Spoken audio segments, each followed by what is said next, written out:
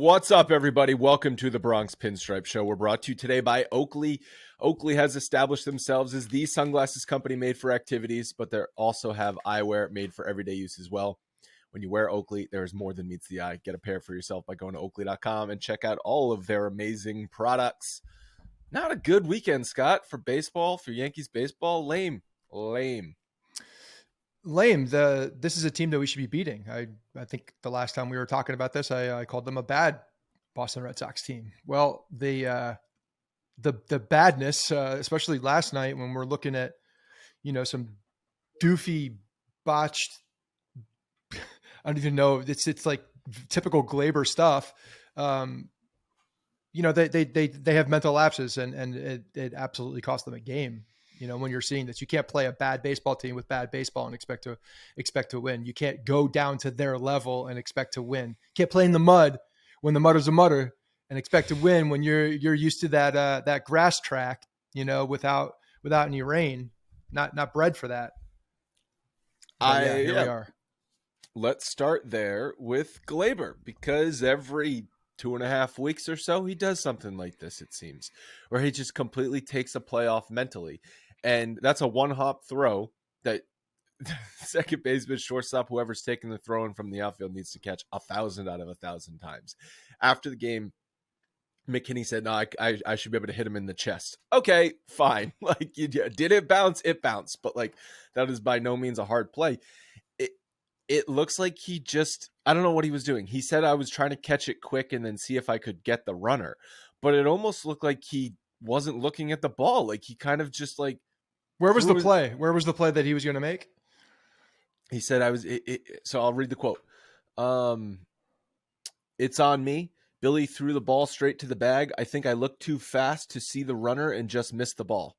Yeah. He was like trying to look fast back at Kike Hernandez running, who ended up going to second base. Yeah. He was, I guess, going to look back to see if he could grab him at first. Like, I don't, what are you doing, Gleyber? That's a routine ball. That's a single to the outfield.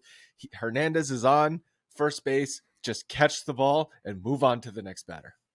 Yeah, I don't know, unless, people, that's why you have teammates to communicate what's happening on the base paths as well. If your back is turned, that's why you have base coaches. That's why you have other people to do that. You don't need to turn your head to look at something that doesn't exist and then take your eye off the ball, even if it's a bad hop. Look, at that point, when you have that situation, if there is a bad throw, you square up and you play catcher and you keep the ball in front of you, no matter what. You keep the ball in front of you to make sure that the runners advance.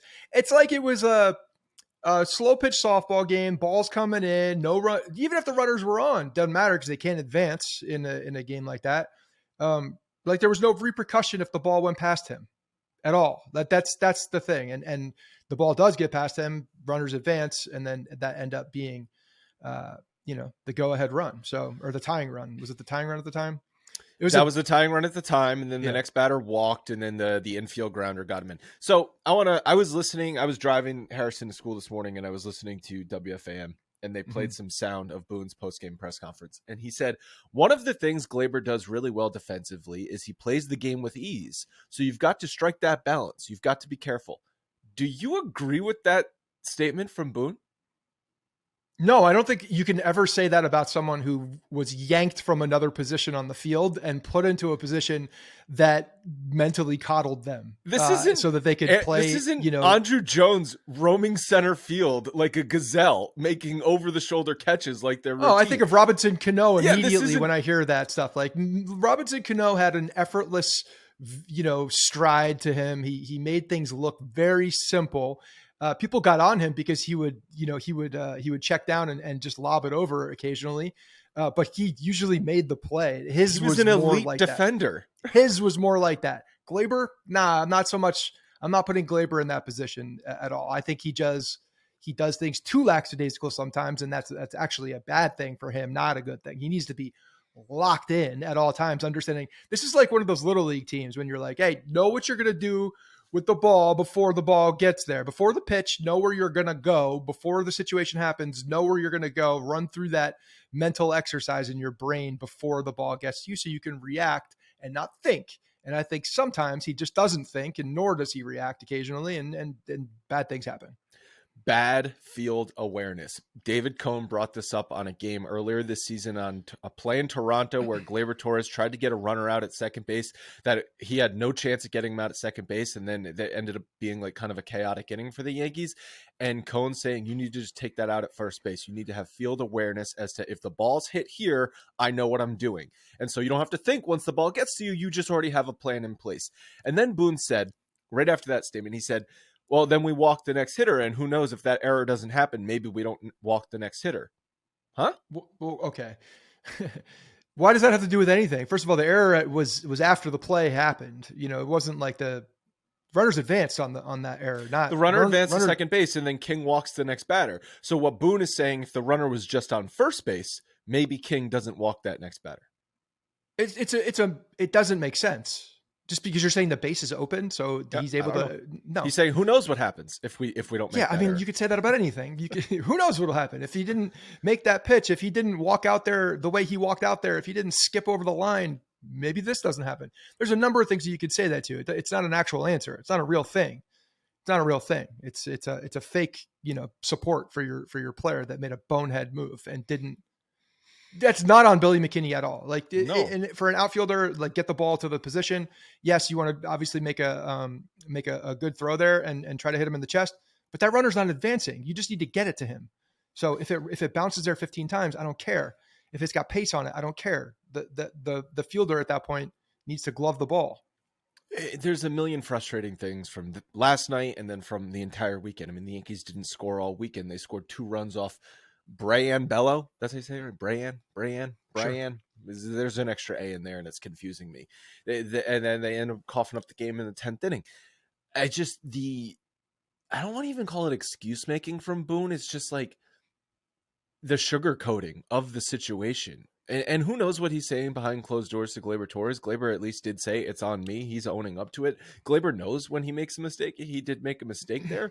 But I can't. It's like a dog when they get in the trash. Like they know afterwards when the trash is all over the place and you're looking at them and saying, in that tone, what did you do?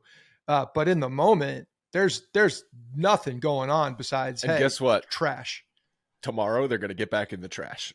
They smell something in that trash. They're going back in that trash. Right. Yeah. And so it's like nothing has changed. Nothing ever changes with this team. And Gleyber Torres is continuing year after year. He's now been in the league since 2018, and he's still making dumb mental mistakes that are costing the Yankees games. Gleyber Torres, for all the talent in the world, in my opinion, is a losing baseball player. And when he's on the field for the Yankees, he's going to cost them games because he is a loser. He's a talented loser, and it's really frustrating. Okay, I'm not going that far as far as calling him a talented loser in that sense. I'm so fucking sick of Gleyber Torres. I don't want to watch him on the Yankees anymore. On the defensive side, yes, I want more there, but I don't know if there is more there. Offensive side too. He just completely goes into lapses. He can't bunt. He'll just go into stretches offensively where he's swinging at everything, has no approach at the plate. He just needs to do the one approach, and he's good. He's a losing baseball player. And if he wasn't so talented, he wouldn't still be in the league. So he's one of those guys you think that is just resting on the talents that are in his God-given body and doesn't have... In your opinion, since coming into the league in 2018, has he developed into a better player, or has he regressed? Not. He's regressed. Okay? He's gone through waves. He's had a career. He's up and down mainly career. regressed. He was an all-star caliber from the player. beginning. He's definitely declined from that point where you want them to do. But I think he came out hot, and I think that maybe wasn't him. Well, he was a all-star caliber player for the first 2 years of his career, and then from there, he didn't build upon that. He got worse. Yeah, and I don't know how much of that is him just working at his craft and not being complacent in how your successes have come. I don't know. I can't speak to that, but yes, he's frustrating in the field for sure. He definitely is frustrating. And he's not effortless. It doesn't come to him naturally. He's got to work at it. That's why he literally had to move positions. So I looked up some numbers on Gleyber's defense. 6 errors on the season. He's been basically average in DRS and outs above average. Both are 0. He's in the 42nd percentile for outs above average and 9th percentile for arm strength. It's less about I know he's never going to be this elite defender where his numbers are off the charts. It's just the mental and the awareness and He's kind of, for me, he's like one of these like poster players. Like he's the poster child for like just the inability for the Yankees to do things correctly in the past number of years, and it's just frustrating. Well, in theory, the opposite of that guy is DJ LeMahieu. DJ LeMahieu is a guy that doesn't have all the natural gifts in the world of athleticism, and he's got elite hand-eye coordination. I bet that's really carried him through a lot of his career. But he's had to work his butt off. He studies his ass off. He does a lot of things for it. And when there's a nick a chink in the armor, you can tell that he becomes a very different player because he needs all things working. But when it does work, he's right. Do you see him? And I know we talked about him last week. I wanted I was for very natural reasons. I was looking at him a lot more closely this weekend. I'm just like watching every movement, looking at all the things and seeing if I can find something. Like I'm not really seeing a guy that looks injured. I know you think differently, but I'm not seeing the telltale signs of someone who is injured. That said, I wanted to pose this question. Do you think, let's just call him healthy right now, just for this quick conversation. Okay. If he were healthy and all things are leading or pointing to that from what we're hearing, do you think that it would benefit him if he were to take more of those second base reps and just get locked into a position back like when he was in Colorado and you see a guy that is an elite defender at second base? We have the elite defender back at third base, so you don't necessarily need him in the field over there. Do you think that would kill two birds with one stone, unlock DJ, get him into more of a rhythm, and give you better defense at second base?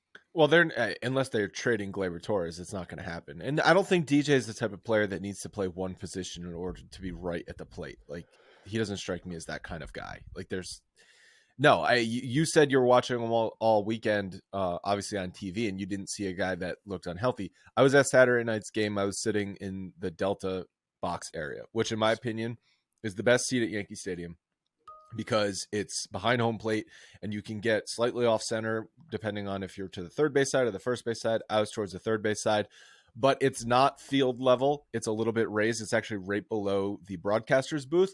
And so you get just a really, really good vantage point of the entire field.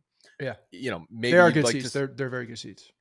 Maybe you'd like to sit closer to the field. Fine. Whatever. Anyway, I love the Delta seats. To me, DJ was a guy that was operating at like 75, 80%. Like when he was running down the first base, I'm like, that's not a full out run for DJ. Even when he was walking up to the plate from the on deck circle, you can kind of get this walk where you're just like, you're walking and it's like, it's called swag. It's called swag. No, it's not. It wasn't swag. Okay. I've seen swag. This was, first of all, DJ LeMahieu does not have any swag. It's just natural swagless. It's natural swag. But it's just that walk of where you're just like, my body hurts. Like I'm tired. Like I know, like I'm not injured, but like I'm just tired and my body hurts. That's kind of how he was walking up to the plate. And even like in between pitches, he'd foul ball off and he would take like this laboring like stroll around and then get back in the box. I think you're exaggerating some of those things, but I haven't had a conversation with the guys that was there. Your eyes are, you had no influence on them either. The way that you see things and the way I see things are exactly that. They are the way that we see things. I don't see a guy that is being hindered by a toe. I feel like if that toe were an issue, we would see more. Bad? He's just bad. I don't know. I feel like if that toe were injured, we would see more of a pronounced limp. I think we would see more of a pronounced. It's not something that you can just hide. It's not something you can just hide and just like look tired. It's something that would be there and be pretty present, I think. So, how long was he dealing with the toe injury last year before we actually learned it was a toe injury? Like, yeah, but we knew something was off with him. We could tell he didn't look right. Does he look right now? I'm telling you that the product doesn't look right. The end result doesn't look right. He's striking out 27% of the time. I can't tell, but it's hard for me to tell what is laboring him, why it is. I'm not seeing something that's defined as the foot is more what I'm getting at. If there's something else ailing him, then maybe. But like that, if I'm looking at, someone who has a significant toe injury that he does have or would have, that's what I'm not seeing. I'm not seeing the results of someone who has a completely jacked up toe. And yeah, so maybe that's the case. Maybe there's something else. Maybe there's something else that's bothering him that, before it was the core. It's really hard to see a core injury. Obviously, you don't get as much rotation, but it does. You see someone being a little bit more tentative, and maybe that's what you're saying. And he's had that issue in the past as well. So who knows? Yeah, I'm just saying that he didn't look right last year and the numbers were not right. And then we found out he was injured. And this year again, after being good for the first 5 or 6 weeks of the season, the numbers now don't look right. And the approach at the plate isn't the same. And all of that kind of stuff. It's like the strikeout rate is just alarming. And now I don't know why. I mean, he didn't strike out this much last year and he was injured. So who's to say, right? But like, why is he striking out twice as much all of a sudden? I don't know. That's bizarre. I don't know. Maybe there's something going on at home. I have no idea. Maybe. Yeah, no, I'm not meaning to make no, for real. Like it could that. be, like, it could be something like that. It could be so, I don't know that more to my point is like, I don't think it's obvious what is wrong with him. And if it were the toe, I feel like it would be more obvious is really what I'm getting at. That's fair enough. But if in 2 months from now or a month and a half from now, we find out DJ has been dealing with something, whether would not it's be a toe. surprised. Okay. That's my point. Yeah. There's another thing I want to kill Boone from this weekend, but before that, I want to tell you guys about Athletic Greens. AG1 is so much more than a greens powder. It's all of your key health products in one. There's a lot of health products out there, so it's difficult to know which one to choose, but Athletic Greens is one of the most trusted products out there on the market with over 7,000 5-star reviews. And in my book, that is the number one way to gauge a product because the people do not lie. AG1 is loaded with 75 high-quality vitamins, minerals, whole food sourced ingredients, probiotics, and adaptogens, promotes gut health with pre- and probiotics, gives you better sleep quality and recovery, and it boosts your energy. And not in a way that you will crash because AG1 contains less than 1 gram of sugar, no GMOs, no chemicals or artificial flavoring. It's very, very easy to build into your daily routine, and each serving costs only about $3. And you can bet your ass I'm going to be pounding that AG1 in about a week from now when we've got that new baby and I'm not getting any sleep. Go to athleticgreens.com/pinstripes for a free 1-year supply of immune supporting vitamin D and 5 free travel packs. Once again, athleticgreens.com/pinstripes. Appreciate everyone out there who is supporting us by going to Athletic Greens and trying that product.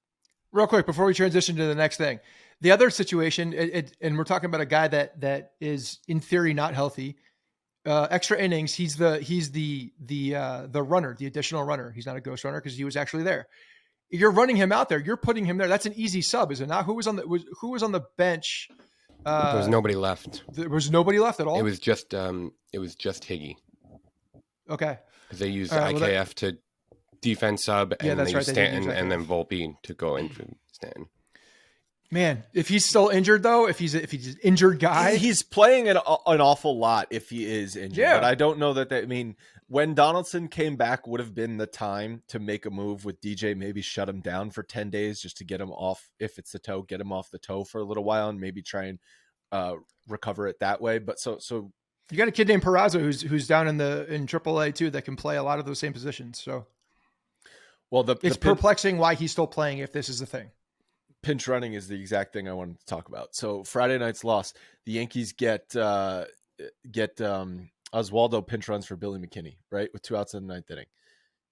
What's the point of pinch running if he's not going to attempt to steal? Maybe he would have scored on Gleyber's hit, but instead he didn't even attempt to steal. Now Gleyber, I think, swung at the first pitch of the at bat and fouled it off, but Oswaldo was not attempting to run. I think it was a 4-pitch at bat before Gleyber got hit.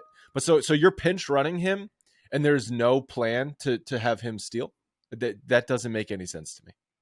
Yeah, I don't know. Has he been caught yet this year? Last I looked, he runs the bases pretty well. You're He's going 5 for 5. Oswaldo's 5 for 5. There you go. You're going up against Kenley Jansen, who is slow. He's a typical closer. He's slow as hell. He wasn't even looking over there. I was watching that too because I'm sitting there like, yeah, he's got to be running. He's got to be running at this point. Literally the rules are made for this. You subbed in a faster guy, which yes, you could argue that you have an opportunity to score from first on a ball in the gap, or maybe McKinney doesn't. Come on, McKinney's going to be able to do that if there's a ball down. Yeah. I'm just looking at the other side, trying to give you. But I fully am with you on this one. You got to have that guy run. You got to have him run, especially against Kenley Jansen. There's no doubt. Like that's an absolute great opportunity for him to run. And I do not accept the Oswaldo had the green light to go and he just didn't get a good jump, because if that were the case, Gleyber should be, although no, it's Gleyber Torres, so who the hell knows? He could just be doing his own, he's living in his own world up there, not looking at signs or whatever. He waved back to the third base coach. Gleyber Torres should be taking that first pitch. If the play is, we're going to attempt to steal here, you take that first pitch. You don't swing at it. So I don't know. Gleyber's looking for dirt on his arm because the coach was telling him there's dirt on his arm. It's like get Boone knows he should pinch run in that situation, but it's like he doesn't know why he should be pinch running in that situation, so he doesn't follow through with the actual plan on what you do with the pinch runner. Well, that would mean that you need to understand the baseball reasons and why certain things happen. You'd have to actually know baseball. You'd have to actually understand what's happening in the game. It's like this is definitely a sub. I got a faster guy on the bench than the guy that just got on. He's faster. We need this run. I'm going to do that. But then that's it. My job is now done. It's done. Yeah. He pinch ran. So now it's on the third base coach, I guess, to give the signal. It's like when he's pinch run mid at bat for guys, because clearly he just forgot to do it before the at bat. It's happened 2 to 3 times. So and the Yankees are now, I put it in here, 9-12 in 1-run games this season. They're 9-12 in 1-run games. Man, that is the opposite of what we've been. That is the opposite of what we've been used to with the back of the bullpen. But yeah, is it a coincidence? No, because I'm not blaming the back of the bullpen for that. There's part of that, but there's also a bunch of mind blowing, just dumb mistakes. They should not have lost the game last night. Shouldn't have lost that game, no doubt. No. You don't lose that game. You don't lose that game. Probably have swept the weekend. Okay. If your offense did anything at all weekend, you should sweep that weekend against the Red Sox, who are now 500, not that far back of you, but in last place. Even if the offense doesn't show up last night, which it didn't, you still should win that game, given the situation and the way it was. But yes, there were dumb errors that cost them. So yeah, the 1-run game stuff, and that's a bad stat. That's a bad stat to be bad at. Well, what do you make of that stat? Like, that does come down to key situations. Yes, mistakes like the one we saw from Gleyber. We also don't have a closer, so I think that's part of it. They've got the bullpen's been good though. The bullpen's been good, but I think that not having that guy that's a surefire lockdown ninth inning. I totally disagree. How many games have they blown? How many games have they blown in the ninth inning? It's not been a lot that they've had a 2-run lead in the ninth inning and blow it and lose it. That's not why they're 9-12 in 1-run games. They're 9-12 in 1-run games because they offense struggles in key spots to get runs in with runners on base, and also mistakes and their manager not making the right decisions in key spots. Yeah. Yeah. But I mean, when you look at any team that has a record that is not great in 1-run games, you have to look at manager. You have to look at the manager because there are a lot of decisions that are made at that part of the game, and the one person in charge of those decisions is the manager. And Boone is a mimbo. And it's been 4 or 5 years of this, or not 4 or 5 years, because I think their record in 18 and 19 in 1-run games were good, but definitely 2020 through now, their record in one-run games, I'm having a hard time saying that, has been bad. And I don't know if it's been as bad as it is this year where they're below 500, but I agree with you that does point at the manager, and that points at players having mental lapses to cost them games. Look, there's also a piece you can't just dismiss the fact that Holmes was last year bad at times too. There were too many walks. Obviously, Chapman towards the end was just like a walk party. There were a lot of walks in the ninth inning at times, so that certainly happened. Not having that final guy in the back does affect what you can do and what you should be doing. It affects a lot of decisions at the end of the game. That said, they should not be that bad. They were 31-27 last year with 1-run games. Yeah. Well, I mean, last year they had problems in the closer spot too. So we were looking through what, the middle of May or June, they were fantastic. And then the wheels fell off. We were looking at their offense because I guess I was just, blinded by the terrible offense all weekend. I was like, why does it seem like the Yankees bats just go cold against the AL East opponents? Because they have struggled to win games against AL East opponents. Like even when they were beating up on Oakland and I forget the other team, then they played Tampa and Baltimore back to back and they didn't win the games. But it's not as pronounced. 4.7 runs per game against Baltimore, 5.4 against the Rays, and 3.1 against Toronto. So they've definitely had worse offensive production against Toronto, and then 4.8 runs versus all other opponents. However, since Judge has gone out of the lineup, they're averaging 3 runs a game, 21 runs in 7 games, and they've the runners per game, or runners left on base, average 6.17 against AL East teams and average 5.43 against all other opponents. So slightly less, but pretty similar. They're leaving 5 or 6 runners on base every single game. Goes back to, again, the offense not being able to just manufacture one of those runs. You know what? You don't have to produce 4 of those 6 runners on base. One of those 6 runners on base, and your record in those 1-run games is not 9-12. Maybe it's 12-9. Yeah, no, I mean, this has been a problem too for a long time with this team is hitting with runners in scoring position, taking advantage of what's in front of you with runners. I mean, the amount of runners that have been left on base since we've been doing this podcast has been very frustrating. So they don't execute in tough situations.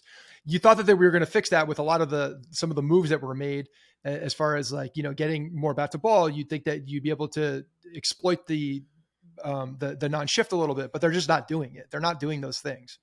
DJ's not himself, and he's a big guy that you want, and you need to do those things, and he's just not doing it. So we're not seeing a lot of execution. And Volpe, man, Volpe looks lost. He really does. He looks lost right now. And I'm not saying send him down, but I'm saying something needs to change with him. I don't know what that means, but he does look lost. He looks like he's overmatched right now. And I think he's in his own head too, which is not helping matters. Do you think there's a leash with him?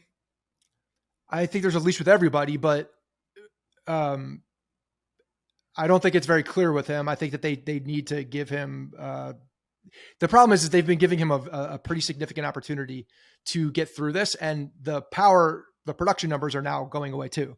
So you're not seeing the stolen bases. You're not seeing the production. You're not seeing the things that we were like, okay, you can live with this because you're getting this, you're getting production, you're getting activity, you're getting walks. You're not seeing that now.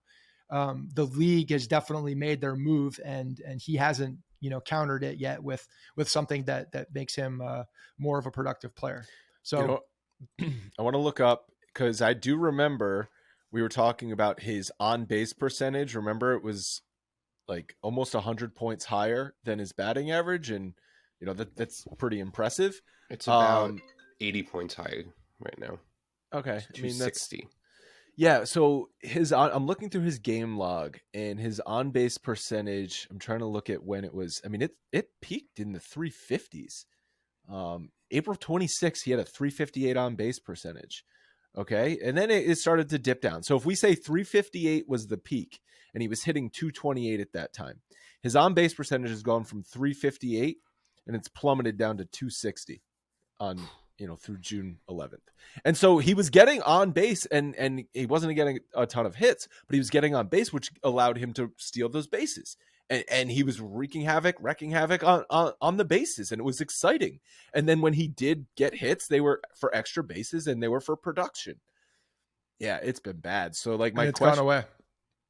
Like, I feel like if there is a leash, we're getting close to it. We're near the end of it.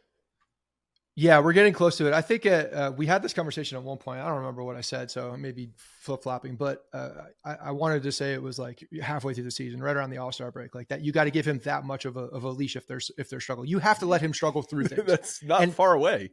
I know we're approaching it, and the Yankees have certainly let him work through things. They've definitely let him work through things. So I think he's got this month really to make some progress and figure some things out. But if he goes into July and we're not seeing anything getting better, then yeah, there's going to be a move. There's absolutely going to be a move, especially if Peraza is doing well down in AAA. And the other component of that too, I think, is Cabrera. The fact that he can play shortstop, if he's in a better spot too, it does play into it a little bit with what you can do with Volpe, I think.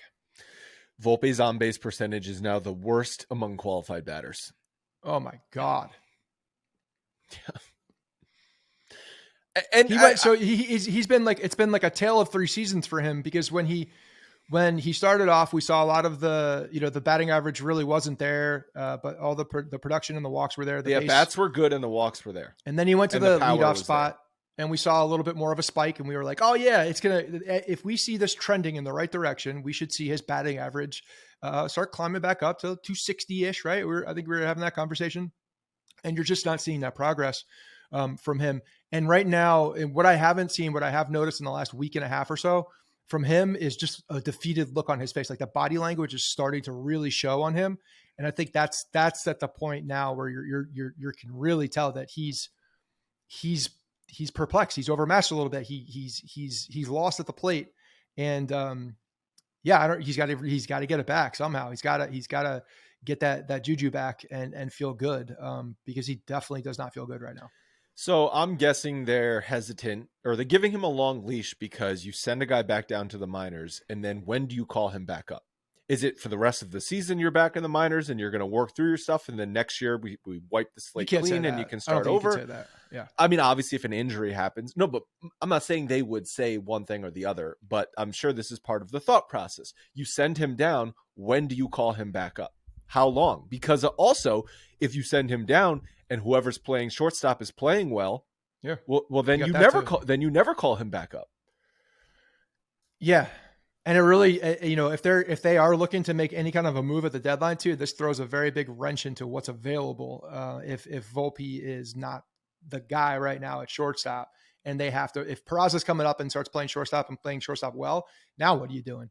Now what are you doing as far as your personnel and your chips? If you're looking to make a move at that deadline to bring anything significant back, Peraza's the guy, right? Like that you could really leverage. If you have to depend on him to play at the major league level at that point now. He becomes a trade season acquisition, but one that is that could get pulled back down, because if Volpe starts playing well, in AAA, then you're looking at a lot of people. If there's any kind of struggle on the major league level, people are going to be pining for him to come back up. Yeah, it's a tough situation. It's a tough situation. I think they'll be pining for him to come back up, even if he goes down to AAA and after 20 games is hitting 325 or something like that. It depends if Peraza is the move there and he's playing every day. It depends what Peraza's doing. Yeah. I want to tell you guys again about Oakley. There's more than meets the eye with our friends Oakley. They have established themselves as the sunglasses company made for activities. If you run, golf, train, or you just want to look like your favorite athlete, you can do that with Oakley, because they've got a pair of lenses for everything. You can even shop by sport on their website: baseball, golf, cycling, snow, surf, and so much more. I wore them this weekend, Scott, as I was, doing an activity called holding Harrison in the pool for a half hour while he gets a swim lesson. Oh, first swim lesson, official swim nice. lesson. Yeah, that's you did very well. You need some sunglasses that'll stay on. Some sunglasses that are light and nimble and allow you to move. The thing is, though, we is a private lesson. We came over to Leanne's parents have a pool, so this instructor came over, and I was in the pool the whole time holding him. You holding a 42 pound toddler kicking around, 30 straight minutes in a pool. It's tiring. Yeah, so I'm like, not only did I do that, I also paid for this lesson, and I feel like I did all the work. So that was most people say with the water weightless in a pool, but not so much when the 42 pound infant cannot swim, not weightless at that point. Holding just above the water, but he did really well. Even went under, so that was fun. Nice. But Oakleys are not just made for activities; they're for everyday eyewear too. Did you know Oakley offers prism lens technology, which they've been working on for decades? This proprietary lens technology will make you say WTF when you see it. Head over to Oakley.com for more information about this, because it's seriously some cool stuff. And one of my favorite things about putting on Oakley shades. When you wear Oakley, there is really more than meets the eye. Don't trust me. Go try for yourself. I've worn many sunglasses brands in my life, and there is none better than Oakley, both for style and quality. Head to Oakley.com for more info and pick up a pair for yourself. Thank you to Oakley for sponsoring us. Anything else on Volpe? I'm just rooting for the kid. That's all. I hope he figures it out, because he's in a tough position. The Yankees are in a tough position too, if he doesn't figure it out. So I hope he just does, man. Makes our lives much easier and allows him to stay in the major leagues.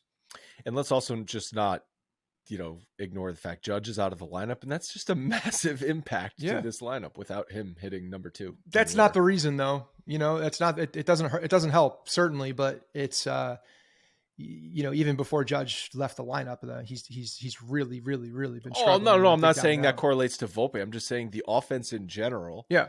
Since Judge has gone out, 7 games, 21 runs, and Rizzo has been completely a non-factor too. I mean, Rizzo, he sat out a handful of games with the neck. Has he gotten on base since then? I don't think he's. Yeah, because he got picked off. Okay, but I don't think he's gotten on base, but I don't know that he has a hit. He's surprised you haven't said anything about him. He's one for like whatever it was. It was 1 for 24 going into last night, and he got a walk last night too. So, but non-factor, not acceptable. Hitting in the middle of the order, not complete non-factor. Yeah, it also just shows you one. Hopefully he's not. Hopefully there's not an injury there that's still lingering and plaguing him. But it shows you the impact of what Judge is, even when he's, just his presence in a lineup impacts everybody there significantly. So the rest of the injury updates, Rodon is scheduled to throw another bullpen session on Thursday. He did throw, was it a simulated game because he hit Willie Calhoun? So I guess that was a simulated game where he's throwing a live batters. I mean, can't blame the smoke on that one. There was no smoke when he hit him. Yeah, but it's like the aftermath of it, Oh, right. Like, yeah. His eyes were still cloudy. Yeah. Calhoun's fine, so we can joke about it. But if he injured Willie Calhoun, I mean, it's a long road back for Rodon. If that's there's gonna be people with pitchforks and crying for Rodon to drag him out of Yankee Stadium if he starts injuring other people on this team. They, guys, I don't know if they do. They should just wear full catcher's gear when they're going up for these sim games. Like, just wear full padding. Don't even take a risk. Or just have. Does it need to be Willie Calhoun? Can't you just have designated batters up there? Normally we wouldn't have an issue with a guy, Willie Calhoun, the 5th or 6th outfielder coming into he's a key cog to this lineup. Man hit hit 3rd in the batting order. Yeah, now he is, no doubt. So yeah, maybe not the greatest timing for that, huh? Maybe there's someone else that could do it. Anybody could just stand there, because someone that has insurance from the team, just stand there. That would be a good job, actually. Just be the guy in the sim game. Yeah, you're the sim game guy, and it's like whatever, $65K a year job, but you get to be on the field at Yankee Stadium, good health insurance. Yeah, you get to be seen by Dr. Christopher Ahmad and misdiagnosed by Dr. Which is debatable if that's a good thing or not. You could actually, if you did that, we could keep going on this one, because if you did that, you put a camera. This could be like, remember that show Joe versus the Pros? Yes. It's you do this, you make this a competition for a local Bronx person to come in and have this job. Like, this is their job. They're trying to get a hit. They're doing their damnedest to try to get it. And they're the same game person. I think it's a great. It's like the Invincible. This is low hanging fruit. When Marky Mark tried out for the Eagles and made it. Yeah. It's open tryouts. Yeah, but I'm saying don't give it to a celebrity. Give it to an everyday person. Well, it wasn't really Marky Mark. Well, you know what I'm saying. This is great. This is more from the common sense department. But on the face of it, Rodon hit the Yankees number 3 hitter the next day. It's like, I know Willie Calhoun's not really the number 3 hitter, but he actually was. He was the number 3 hitter. So then he's in the simulated game the next day. It's just ridiculous. The whole thing is ridiculous. I mean, I guess it's encouraging that Rodon is feeling good, and supposedly, assuming the Thursday bullpen session goes well, Boone said he will be able to start his actual rehab. I like it. I like Ilya's suggestion as well is make Boone do it until he stops making dumb quotes. So now it becomes like a torture. It becomes like you got to do this. It's a form of kangaroo court. Yeah. It's a punishment. And in fact, the pitcher does have to hit the person. No, highly encouraged. So it's like a Billy Madison situation. Did you see on Saturday when Tanner Houck hit Giancarlo and then Stanton just gave him a little stare down, and how it was funny watching it because it's not an intentional hit by pitch, but Stanton's just pissed staring down Houck, and Houck runs over to get the ball. I swear it was a mistake. I'm sorry. Please do not. Also, it was funny because Willie Calhoun was hitting third, and he's like this short meatball looking guy, professional athlete. Baby and then Giancarlo Stanton hitting right after him, literally chiseled from marble, professional athlete. The dichotomy between the Yankees number 3 and number 4 hitters on Saturday night was alarming. Also, Can we get them standing on second base together? Who hit the home run? Yeah. Oh, it's, dude, Willie Calhoun's a unit. He's a unit. Boone said about Judge, he's doing a little bit better. Got it. I'm starting to think you guys are right. And I'm not liking the way that these comments are coming out.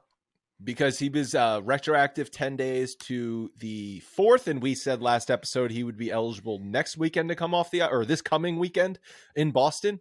I think there's pretty much 0% chance he will be activated for that Boston series. God damn it. There's 2 games against the Mets this week. So there's 2 built-in off days this week. Not that matters, but I mean, what the Yankees are probably thinking is... You're not saying that the Mets are off days, right? You're saying there's games around the Mets. Monday, right? Monday, Thursday, off days. I'm just making sure you weren't saying Monday, that the off days were the Mets games, because it kind of sounded like that. Monday, well, maybe. Monday after the Red Sox series is also off. So you can play with their current roster, what they're going to say is get Judge that extra time, like we said. So I don't know. Yeah. And, when you guys brought up that point, I didn't want to admit it at the time, but it's a very Yankee thing to do. It's a very Boone thing to do. Give him the extra time. We're going to take advantage of this opportunity in the schedule to give him an extra day rest. Well, it's a travel day. It's such a thing that they do. It's like getting the pitcher in for the third out in the inning before. It's just one of those annoying things that is coming, no matter what the situation, just because.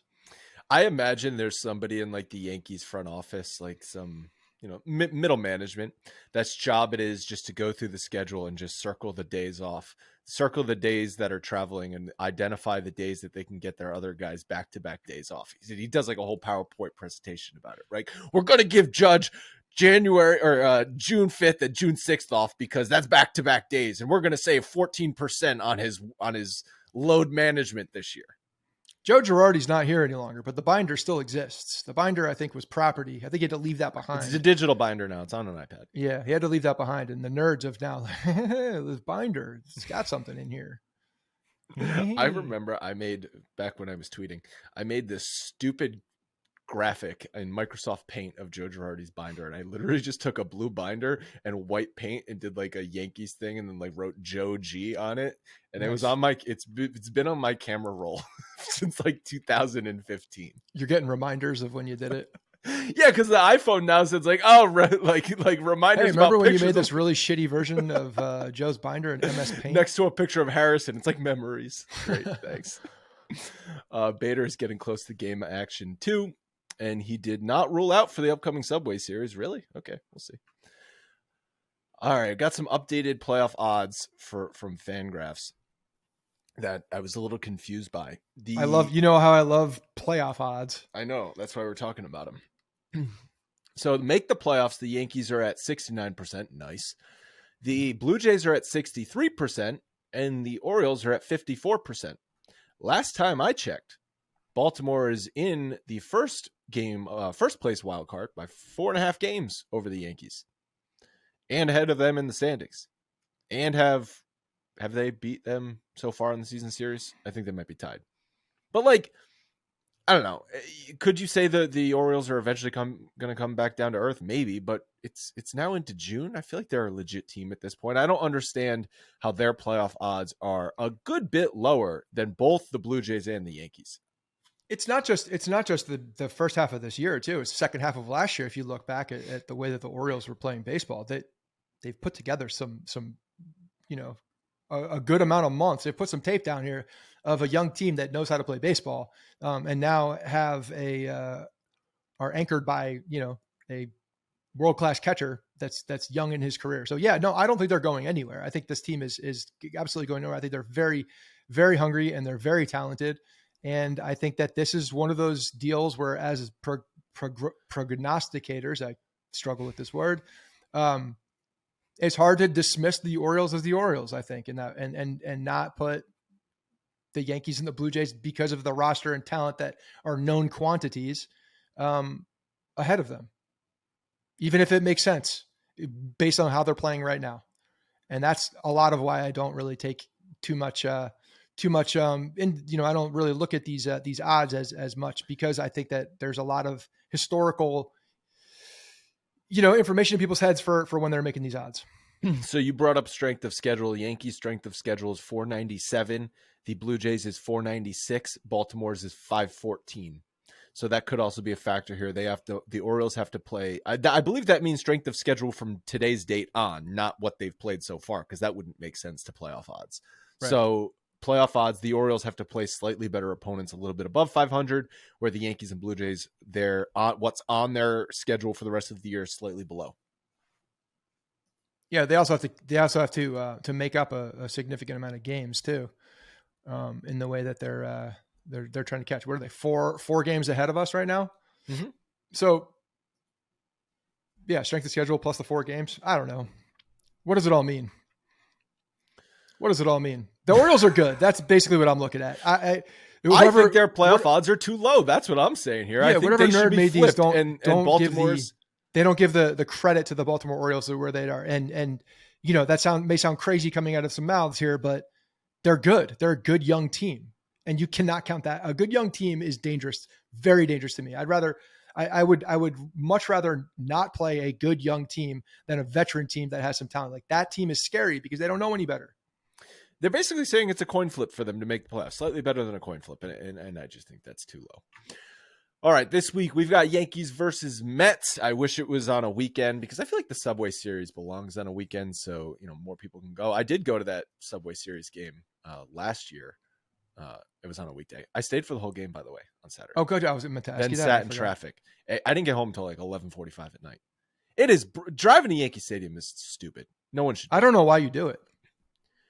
Because the only other way for me to do it is Uber. And then when I Ubered home from the game we went to for the event, it was like $160. It's also the same thing as driving home. Well, the one thing you don't have to do is sit in the parking lot traffic. That's like true. it took me forever to get out of the parking garage, and then it dumped me south. So I ended up driving through Manhattan over to the west side. It was a freaking nightmare. Sometimes it's a pain in the ass getting an Uber too after a game. It was a pain in the ass, and it was double the price as it should have been. It was $150 to get home. And if I were to take public transportation, it would take me well over 2 hours because I have to go into Penn Station and then take the subway up. Just, I don't live in a good spot to go to. No, then you got to take the train all the way to North Jersey. It's not ideal. No. So I drove. Yeah. Okay. I mean, I used to drive all the time. And if you're going to the game this week, you should get tickets with Game Time. I was looking at tickets, section 513, upper deck behind home plate, all in price of $97 per ticket. It's a little pricey because it is a Subway Series game, but that's where I sat last year at Citi Field, behind home plate, upper deck. It's a pretty good seat. I think if you're in the upper deck in the infield at basically any stadium, it's okay. Once you get to the outfield, and especially near the foul poles, then the upper deck seat gets to be a nightmare. But the Game Time app has a ton of cool features and is easy to use. It shows you trending tickets, what sections the best deals are in, and it calls out the cheapest options and flash deals and much more so you can make an informed purchase. There's even event cancellation protection so you can buy with confidence. Some of the reasons why I use Game Time is you get the images of your seats before you buy, so you know exactly what to expect. The buying process is fast. It's just 2 taps and you are done. And the tickets go directly to your phone, so you don't have to dig through your emails to find them. You can snag tickets today without stress with Game Time.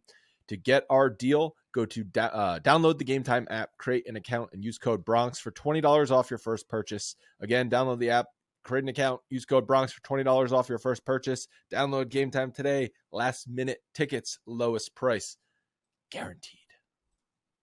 Mets. 4 straight off days for the Yankees. 4 straight off days. The pitching matchups are fun. I mean, we're seeing Scherzer Verlander against Severino Cole. Okay, those are some names. Those are 4 on paper. names. It sounds great. What's Scherzer? Scherzer's not had a great year. Yeah. No, I mean the Mets have not had a good year, and Verlander's ERA is north of 4.2.